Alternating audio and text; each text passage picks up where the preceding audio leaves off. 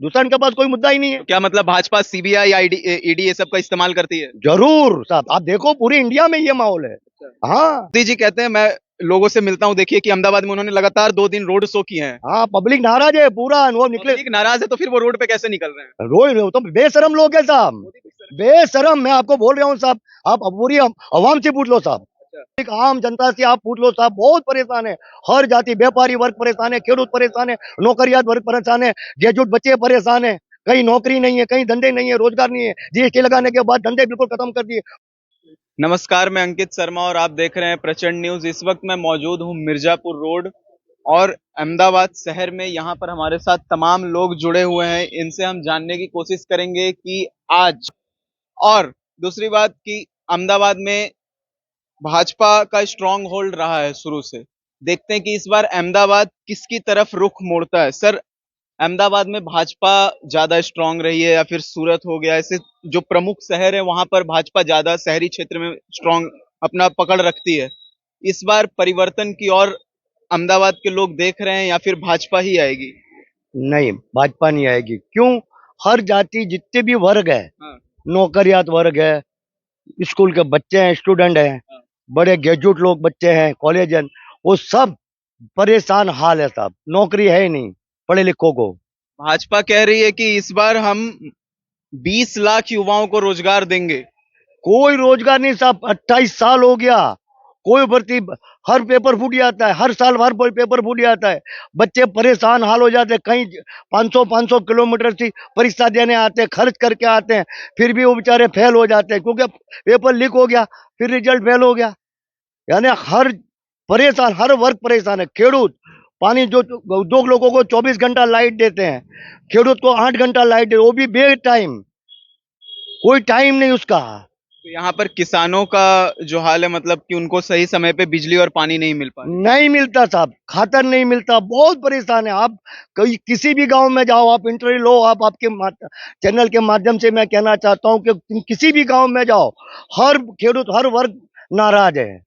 अच्छा, गांव का बोल रहे हैं कि गांव में ये समस्या है। शहरों में तो लगता है कि रोड अच्छे हो गए हैं, कंपनीज लगी हुई हैं। गुजरात में जीडीपी, भारत में जीडीपी में गुजरात का महाराष्ट्र के बाद सबसे ज्यादा योगदान भी है। तो शहर तो भाजपा ने काफी अच्छे किए हैं। नहीं नहीं साहब, रोड बनाने से, ये कोई बनाने से रोजी मिलती? इंडस्ट्रीज भी लगे हैं ना। कोई सब इंडस्ट्रीज पहले आप अब जाके जीआईडीएसओ में आप तपास कीजिए।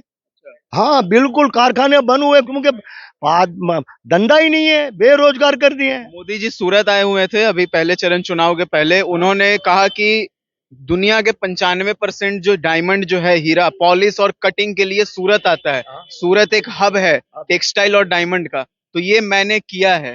कोई नहीं किया साहब। आप देख के देखो, सूरत में आप घूमे होंगे, अब जाओ, पूरा हीरा उद्योग है, सब पूरा परिवर्तन चाहता है। बेरोजी है बेचारे, बेरोजी, काम कितना करते, सब काम ठप, कारखाने 50% कारखाने बंद हो गए। अच्छा, चुनाव हुआ, पहले चरण का मतदान हुआ सूरत में, और उसके अगले दिन कल ही 30 सेठों के यहाँ आईटी की रेड पड़ी है, सीबीआई की। इसको आप कैसे देखेंगे? वो बस वही परेशान करते हैं ये लोग, दूसरा इनके पास कोई मुद्दा ही नहीं है। तो क्या मतलब भाजपा सीबीआई ईडी ये सब का इस्तेमाल करती है? जरूर साहब, आप देखो पूरी इंडिया में ये माहौल है। हाँ, पूरे इंडिया में। अभी आपने बंगाल में इलेक्शन हुआ, आपने देखा, वहां के नेताओं को पूर दिए, ईडी की रेड पाड़ दिया, झारखंड में कर दिया, आप देखो मोदी जी तो महाराष्ट्र में कर दिया। मोदी जी कहते हैं, मैं लोगों से मिलता हूं, देखिए कि अहमदाबाद में उन्होंने लगातार 2 दिन रोड शो किए हैं। हाँ, पब्लिक नाराज है पूरा, वो निकले। पब्लिक नाराज है तो फिर वो रोड पे कैसे निकल रहे हैं? रोज तो बेशरम लोग है साहब, बेशरम। मैं आपको बोल रहा हूँ साहब, आप पूरी अवाम से पूछ लो साहब, पूरे कहीं से भी पूछ लो, इनको क्या कोई शर्म आया है ही नहीं। गरीब जनता मर जा रही है, बेरोजगार, पूरा गुजरात, पूरा हिंदुस्तान खत्म। पिछले 2 महीने से अमित शाह लगातार अहमदाबाद में रुके हुए हैं। तो उसी वजह से तो रुके हुए हैं। इनको अभी पार्टी जाने वाली है, परिवर्तन आने वाला है। गुजरात में परिवर्तन आएगा? जरूर। कौन सी पार्टी लग रही है? आप पार्टी और कांग्रेस दोनों मिलके बनाएगी सरकार। मतलब किसी एक को बहुमत नहीं आएगी? नहीं आएगा, क्योंकि पब्लिक क्या है, मानस का, इंसान का हिसाब ही नहीं रिया, और किसको देवे किसको देवे। हाँ, दोनों पार्टी ऐसी है। कांग्रेस से भी 27 साल रिया। लेकिन केजरीवाल जी का बयान आया है कि अगर त्रिकोणीय रहता है तो हम ये ऐलान करते हैं कि हम कांग्रेस के साथ नहीं जुड़ेंगे। अरे वो करना ही पड़ता है, क्योंकि उनको चलेगा नहीं करे बिना। उनको अभी वोट चाहिए इसलिए। हाँ, उनको सरकार बनानी है, उनको मुख्यमंत्री बनना है उनके आदमी को। अच्छा, हाँ, लेकिन और परिवर्तन लाना है गुजरात का, उसके लिए। अच्छा, तो आपका ये कहना है कि किसी को बहुमत नहीं आएगा। नहीं तो आएगा। मान लीजिए कि भाजपा जो हाल मध्य प्रदेश में किया, महाराष्ट्र में किया, कर्नाटका में किया, विधायकों को खरीद कर, तो क्या गारंटी नहीं है कि कांग्रेस के विधायक यहाँ से और आम आदमी पार्टी के भाजपा में नहीं जाएंगे? नहीं जाएंगे साहब, क्योंकि अब जो जाने वाले थे वो चले गए। अच्छा, अब कोई नहीं है बाकी, जितने भी बिकने वाले थे। क्या उन विधायकों के खिलाफ भी तो ईडी और सीबीआई पीछे पड़ा सकती है ना भाजपा? हाँ तो पढ़ाएगी, लेकिन जो सच्चे होंगे उनको कोई तकलीफ नहीं होगी, कोर्ट से न्याय मिलेगा। क्योंकि अभी 89 सीट्स पर चुनाव हुए, जिसमें कांग्रेस से करीब 41 ऐसे विधायकों के उम्मीदवार जो थे जिनके ऊपर क्रिमिनल चार्जेस हैं। हाँ हाँ, तो कोई वो तो लगाते ही है ना साहब, उनका काम ही यही है, परेशान, किसी भी तरह पार्टी को परेशान कर देना। हाँ, गुजरात मॉडल जो है, नरेंद्र मोदी जी ने 2014 में गुजरात मॉडल कहकर पूरे देश में इसका प्रचार किया, प्रसार किया, और गुजरातियों ने भी 26 में से 26 सीटें दी। चाहे 19, चाहे 24 का चुनाव हो या 19 का चुनाव हो, 26 के 26 लोकसभा गुजरातियों ने चाहे जितने भी हो गुजरात से सभी मोदी जी को पहुंचे। तो आप कह रहे हैं कि लोग परेशान हैं, हताश हैं 28 सालों से, फिर 26 के 26 लोकसभा सीट मोदी जी को कैसे जा रहे हैं? भाई पब्लिक को ऐसा गुमराह कर देते हैं ये लोग, राम मंदिर, मस्जिद मस्जिद कौमात करके ये लोग ऐसे ही वोट ले लेते हैं। नरेंद्र मोदी जी तो कहते हैं कि मेरा मुद्दा ये, क्योंकि भाजपा शुरू से ये कहती आई है कि हम 370 हटाएंगे, हमने वो हटाया, हम राम मंदिर बनाएंगे, वो बना रहे हैं, तो वो तो उसी पर तो वोट ही मांगती है भाजपा। तो बात तो वही है ना, ये पब्लिक हमारा गुजरात बोली जनता है, बड़ा बहुत बोली जनता है। उनको क्या ऐसा खौफ डाल दिया है, अगर तुमने कांग्रेस को ला दिया तो ये मुसलमान तुमको मार डालेंगे, ऐसा इन लोग का प्रचार है। लेकिन हमारे गुजरात में ऐसा नहीं, हिंदुस्तान में हमारे एकता है, हमारा देश एकता से आजाद हुआ है। आप इतिहास पढ़ ले वे, उसको पता चले, हिंदू हर जाति ने मिल के देश को आजाद किया है। हम तो आपकी चैनल के माध्यम से ये कहना चाहते हैं कि हमारे देश में शांति चमन, अमन चमन बना रहे, और हमारे यहाँ हिंदू मुसलमान नहीं होना चाहिए। ये लोग अच्छा, गांधी जी और सरदार पटेल पर आपका क्या विचार है? गांधी पर हो तो इवन कोई साथ में थे। भाजपा वाले गोडसे जिंदाबाद करते हैं। ओ भाई, यही तो बात है साहब, ये ऐसे करने वाले आदमी बिल्कुल मूर्ख आदमी होते हैं, मूर्ख। जो देश के इतने बड़े आदमी को, देश को आजाद किया हुआ है, ऐलान किया तो हर जाति निकल गया था देश के लिए।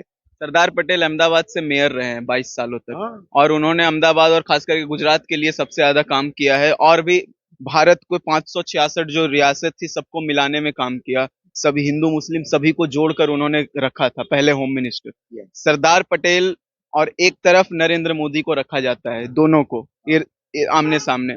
आप किसको देखते हो, नरेंद्र मोदी ज्यादा अच्छे हैं या फिर सरदार पटेल?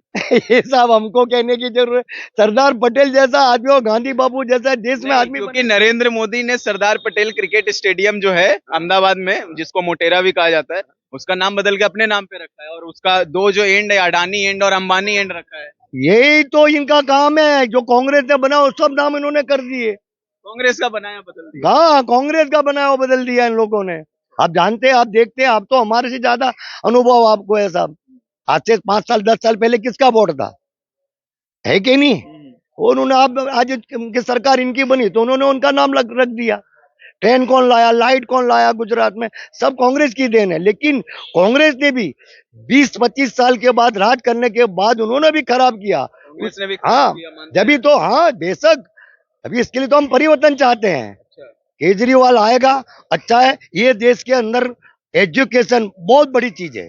केजरीवाल जी तो दिल्ली में देखिए कि फ्री शिक्षा मॉडल दे रहे हैं, सरकारी स्कूलों को कॉन्वेंट स्कूल जैसा बना दिए हैं। हम भी यही चाहते हैं, गुजरात में ऐसा ही होगा तो बेचारे गरीब वर्ग है, जो बच्चे को पेन पकड़ते नहीं आती, उस बच्चे को 5,000 रुपये फी है, कैसे गरीब आदमी पढ़ाएगा? हमको यहाँ शिक्षण फ्री है, स्वास्थ्य के लिए फ्री होना चाहिए। ये दो चीज तो मेन मुद्दे हर जनता का। आपके विधानसभा के प्रमुख मुद्दे क्या आपके लिए इस बार? ये के नाम पर आप वोट यहाँ पे दीजिएगा। रोजी रोटी चाहिए, रोजी रोटी, रोजगार चाहिए। मतलब 70 साल हो गए हैं, हाँ। अभी भी इस देश के जो प्राथमिक मुद्दे हैं, रोटी कपड़ा और मकान, अभी भी यही रह गया है इस देश यही रह गया है साहब, यही पब्लिक आम जनता से आप पूछ लो साहब, बहुत परेशान है। हर जाति व्यापारी वर्ग परेशान है, खेडूत परेशान है, नौकरियात वर्ग परेशान है, ग्रेजुएट बच्चे परेशान है। कहीं नौकरी नहीं है, कहीं धंधे नहीं है, रोजगार नहीं है। जीएसटी लगाने के बाद धंधे बिल्कुल खत्म कर दिए, नोटबंदी कर दिया, इमरजेंसी, कोई किसी को पता नहीं चला और सब धंधे चौपट हो गए साहब। में। धन्यवाद।